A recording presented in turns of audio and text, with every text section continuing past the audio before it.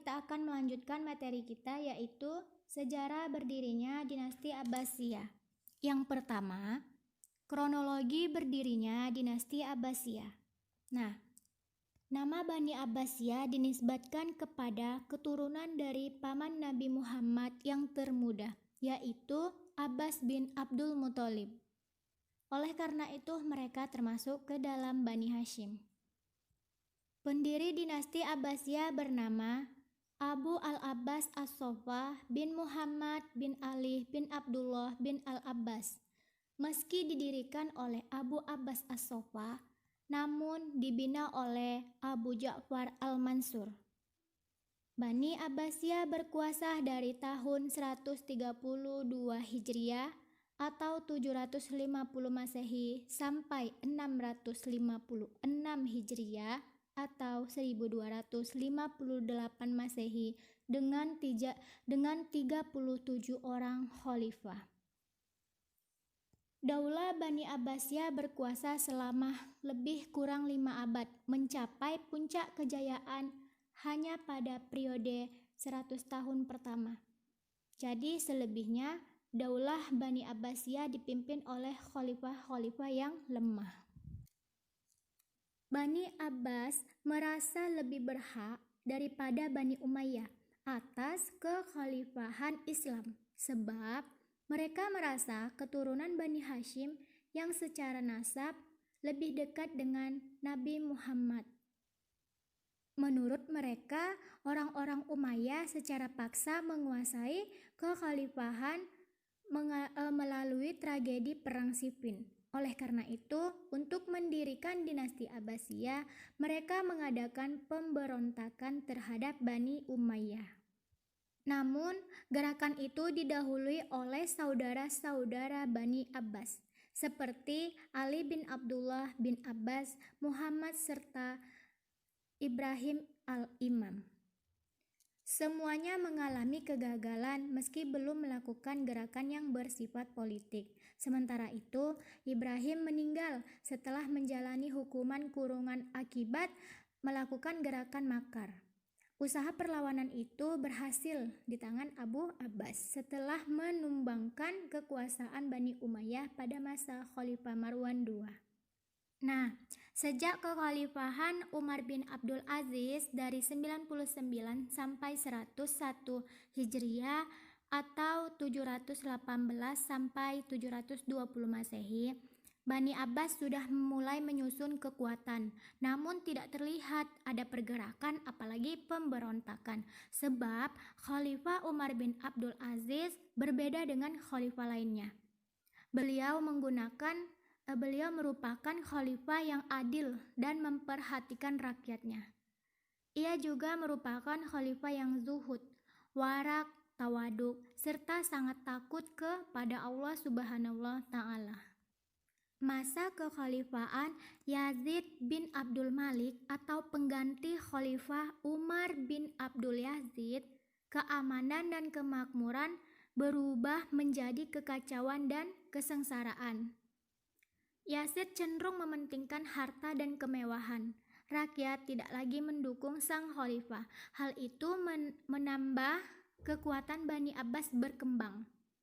Khalifah Hashim bin Abdul Malik atau pengganti Yazid bin Abdul Malik adalah khalifah yang kuat dan terampil. Ia mampu mempertahankan kekhalifahannya selama 20 tahun, dari 105 Hijriah sampai 125 Hijriah. Akan tetapi, kekuatan baru dari pihak pemberontakan terlalu kuat hingga akhirnya ia tak berdaya menumpasnya pada masa khalifah setelahnya. Kekuatan tersebut menjadi tantangan berat bagi pemerintah Bani Umayyah. Kekuatan itu berasal dari kalangan Bani Hashim yang dipelopori keturunan Abbas bin Abdul Muthalib. Nah, itu adalah kronologi singkat berdirinya dinasti Abbasiyah. Kita akan melanjutkan kepada yang kedua, yaitu periode kekhalifahan dinasti Abbasiyah. Berdasarkan asal-usul penguasaan dalam kurun waktu 5 abad, Khalifah Abbasiyah mengalami 3 kali pergantian penguasa, yaitu Bani Abbas, Bani Buwayhi, dan Bani Saljuk. Dinasti Abbasiyah mengalami pergeseran dalam mengembangkan pemerintahan sehingga masa pemerintahnya dapat dikelompokkan menjadi 5 periode sehubung dengan corak pemerintahan. Apa saja 5 periode?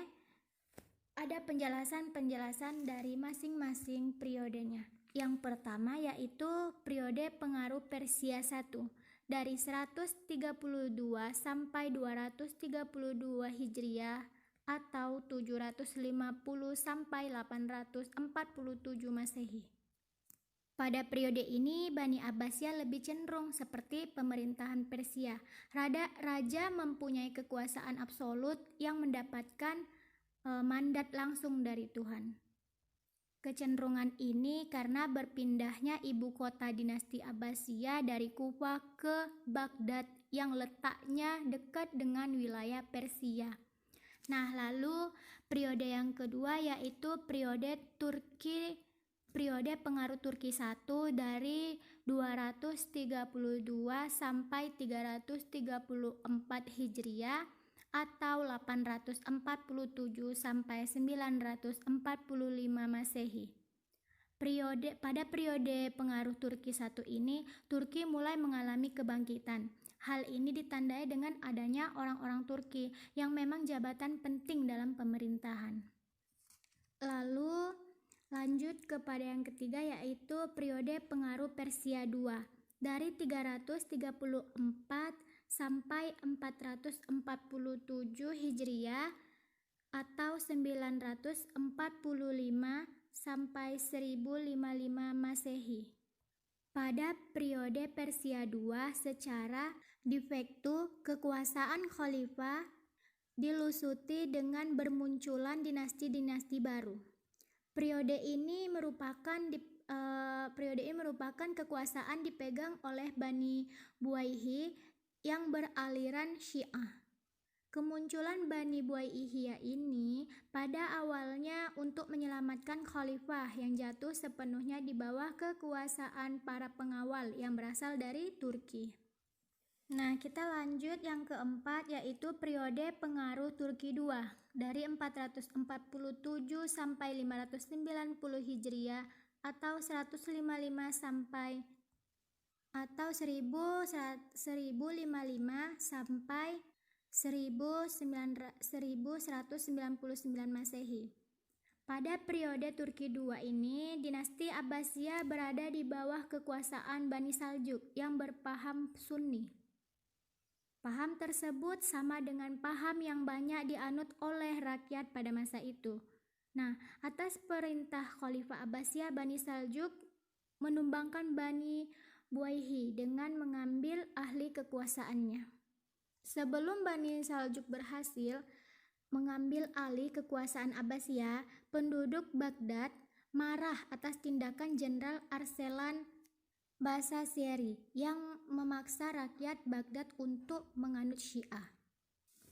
Lalu kita lanjut ke yang 5, periode kemunduran. Dari 590 sampai 656 Hijriah atau 1199 sampai 1258 Masehi. Nah, periode terakhir ini periode kemunduran, itu artinya periode terakhir. Kekuasaan Bani Abbasiyah bebas dari pengaruh kekuasaan dinasti manapun. Akan tetapi, karena sempitnya wilayah kekuasaan yaitu di sekitar Baghdad saja, maka pemerintahan menjadi tidak efektif dan politiknya lemah. Setelah berakhirnya pemerintahan Mas'ud bin Muhammad, penguasa berakhir Bani Saljuk, Khalifah Abbasiyah kembali kacau. Hal ini disebabkan oleh kaum Khuwar Syamsyah dari Turki di bawah kepemimpinan Sultan Alauddin Takas yang berusaha menguasai Khalifahan Abbasiyah. Usaha perebutan kekuasaan oleh kaum Khuwar Syamsyah terjadi pada masa Khalifah An-Nasir. Hal ini semakin memperlemah dinasti Abbasiyah.